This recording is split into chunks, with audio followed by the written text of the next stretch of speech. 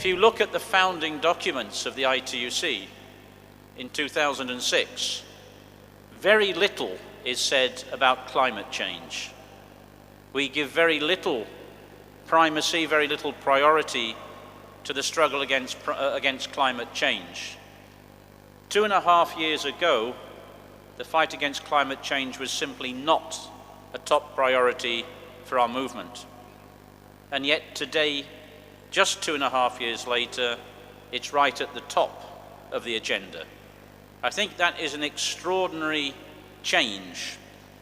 It reflects, I think, the fact that climate change issues have climbed very quickly to the top of the international policy agenda in general. Why is that? I think for two reasons.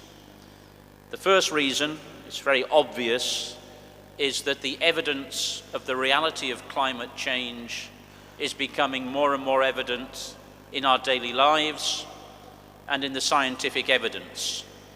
And secondly, in an equally short space of time, the policy issues and the economics of climate change have matured from a very, very, I would say, rudimentary area of analysis to a very sophisticated area of analysis.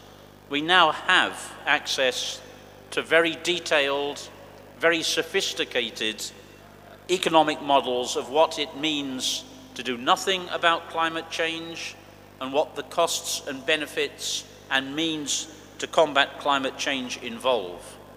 Perhaps the most famous, the most authoritative study of climate change and the economics of climate change come from the former chief economist of the World Bank, Nicholas Stern.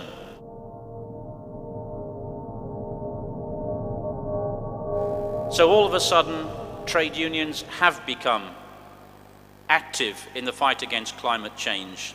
And let's be very honest, we faced some quite difficult dilemmas as we become involved. It's not a particular cause of pride to me, or a contradiction, and a contradiction which they were incapable of resolving between protecting the environment and protecting the jobs of their members. And as things stood in the 1990s, we said, the jobs of our members come first, environmental protection can wait. And what we've done, and I think it's been successful, and I think it's been fundamental, is that we've integrated employment issues, we've integrated workers' issues into the fight against climate change through what we call a process of just transition to a low-carbon future. What does that mean?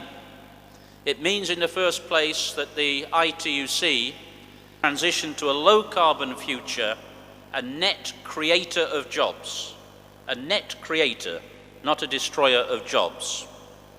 And I think we need to take encouragement from that potentiality.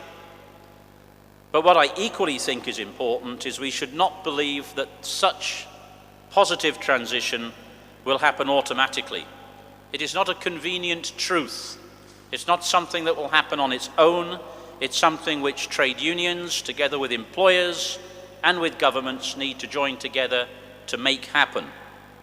So just transition to a low-carbon economy, a creator of decent work, is what we are fighting for.